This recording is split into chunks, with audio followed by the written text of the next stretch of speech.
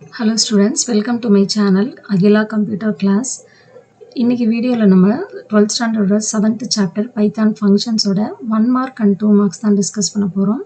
First 1 mark, that is choose the best answer. First one, a named block of code that are designed to do one specific job is called as function. அதாவது ஒரு block of code with the name, அது ஒரு particular job பண்ணுறதுக்கு பேர் வந்து function. Okay, so ஒரு black of கோடுக்கு ஒரு name கொடுத்துருப்போம். ஸோ அந்த நேம் வச்சு தான் அந்த ஃபங்க்ஷனை நம்ம வந்து கால் பண்ண முடியும். Function which call it self is called as recursion. So ஒரு ஃபங்க்ஷன் தன்னைத்தானே திருப்பி கூப்பிட்டுட்டா அதுக்கு பேர் வந்து ரிகர்ஷன் அர்த்தம். அதாவது அந்த ஃபங்க்ஷனுக்குள்ளாரையே ஃபங்க்ஷன் கால் ஸ்டேட்மெண்ட்டும் இருக்கும். அது பேர் தான் ரிகர்ஷன் இல்லைன்னா recursive function. Which function is called anonymous unnamed function?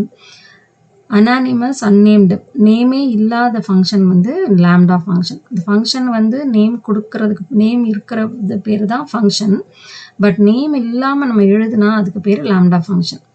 So which of the following keyword is used to begin the function block? ஒரு ஃபங்க்ஷன் பிளாக்கு டிஃபைன் பண்ணுது. ஃபங்க்ஷன் டிஃபைன் பண்ணும்போது ஃபஸ்ட்டு என்ன எழுதுவோம் அப்படின்னா கீவேர்ட் டெஃப் அப்படின்ற keyword தான் use பண்ணுவோம். அப்புறம் ஃபங்க்ஷன் நேம் எழுதுவோம், அப்புறம் பேராமீட்டர்ஸ் எழுதுவோம். So which are the following keyword is use to exit a function black. Function பிளாக்கை விட்டு வெளில வர்றதுக்கு என்ன ஸ்டேட்மெண்ட்னா return. While defining a function, which of the following symbol is used? எந்த சிம்பிள் யூஸ் பண்ணுவோம் ஃபங்க்ஷன் டிஃபைன் பண்ணும்போது? Colon. அதாவது first டெஃப்ன்ற keyword, function name, அப்புறம் பராந்தசிஸ்குள்ளார பேராமீட்டர்ஸ், லாஸ்ட்டாக கோலன் சைன் போடுவோம். In which arguments a correct positional order is passed to a function? So எந்த type of argument, that is 4 types of arguments இருக்கு இல்லையா, அதில் வந்து ஆர்குமெண்ட்ஸ் கரெக்ட் பொசிஷனல் ஆர்டரில் pass பண்ணுறது எதுனா required. Read the following statement and choose the correct statement. In Python, you don't have to mention the specific data type while defining a function. Function எழுதும்போது நம்ம specific data type mention பண்ணுன்ற அவசியம் இல்லை அப்படின்னு சொல்லியிருக்காங்க. அது கரெக்ட். ஏன்னா பைத்தானில் எப்போதுமே டேட்டா டைப்பே தேவையில்லை. So first statement correct. Python keywords can be used as a function name. கீவேர்டை வந்து நம்ம ஃபங்க்ஷன் நேமாக யூஸ் பண்ணிக்கலான்றாங்க. ஸோ அது வந்து தப்பு. So first one is correct, second one வந்து wrong. Pick the correct one to execute the given statement successfully. So if இங்கே ஒரு கண்டிஷன் எழுதணும். ஸ்டேட்மெண்ட் என்ன அப்படின்னா print X comma is a leap year. So leap year கண்டுபிடிக்கிறதுக்கான logic வந்து இங்கே வரணும் இல்லையா. இப்போ லீப் இயர்னால் எப்படி கண்டுபிடிப்பீங்க? டிவிஷன் பை 4 இல்லையா, டிவைட் பண்ணுவோம் 4ஆல், ரிமைண்டர் வந்து 0வாக இருக்கணும். அப்போ x modulus 4 equal to 0.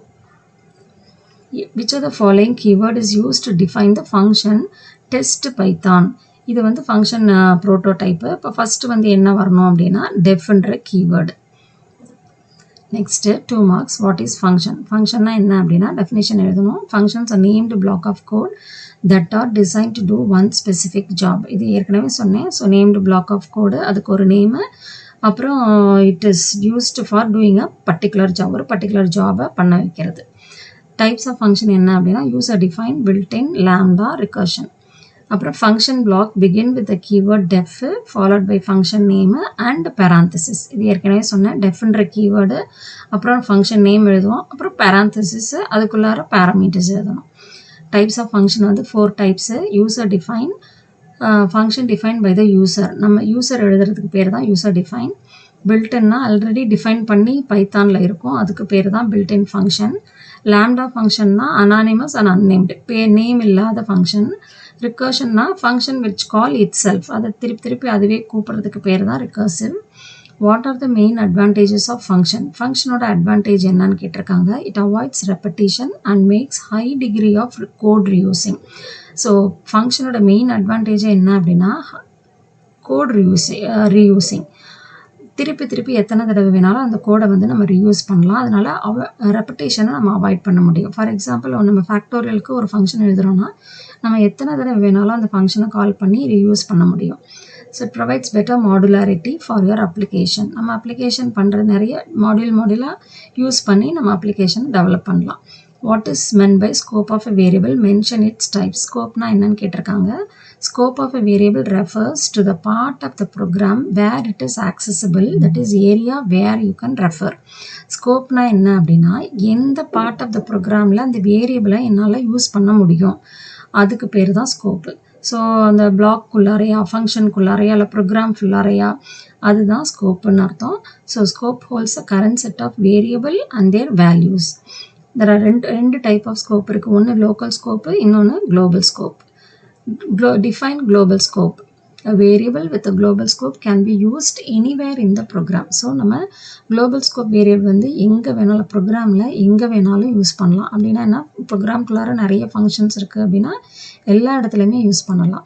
It can be created by defining variable outside the scope of any function or block.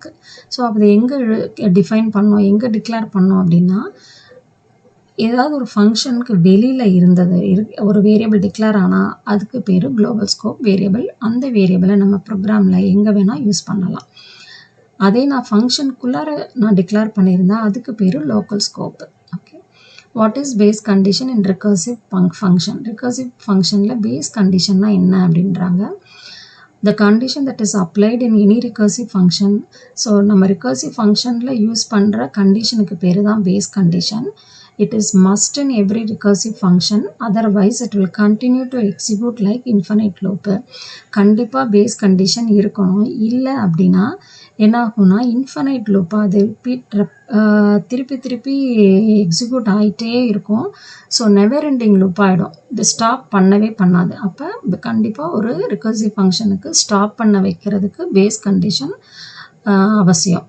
How to set the limit for recursive function? Give an example.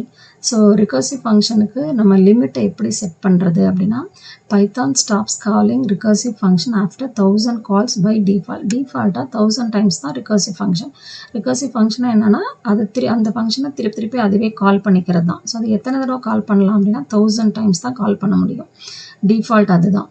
So அதை change பண்ணணுன்னா என்ன பண்ணணும்னா, it allows to change the limit using sys.set recursion limit within parenthesis குள்ளார limit value எழுதணும். So இதுதான் உங்களுடைய இந்த statement என்ன அப்படின்னா sys.set recursion limit parenthesisல லிமிட் வேல்யூ. ஸோ அதுக்கு ஒரு ப்ரோக்ராம் டிஃபைன் பண்ணணும். So 2 marks. இதில் வந்து இது ஃபேக்டோரியல் ப்ரோக்ராம் ஒன்று கொடுத்துருக்காங்க. இதில் நீங்கள் பார்த்தீங்கன்னா 2000 டைம்ஸ் நம்ம கால் பண்ணுறோம். ரிகர்ஷன் லிமிட்டை வந்து 3000 செட் பண்ணிட்டோம். ஸோ ஆட்டோமேட்டிக்காக இது வந்து எக்ஸிக்யூட் பண்ண முடியும் நமக்கு, பிகாஸ் நம்மளுடைய ரிகர்ஷன் லிமிட்டை 3000 சேஞ்ச் பண்ணிட்டோம். ஸோ 3 மார்க்ஸ் வந்து நம்ம அடுத்த வீடியோவில் பார்க்கலாம். Thank you children. ஸோ இந்த வீடியோ உங்களுக்கு பிடிச்சிருந்ததுன்னா நீங்கள் வந்து சேனலை சப்ஸ்கிரைப் பண்ணுங்கள், உங்கள் ஃப்ரெண்ட்ஸ்க்கும் ஷேர் பண்ணுங்கள்.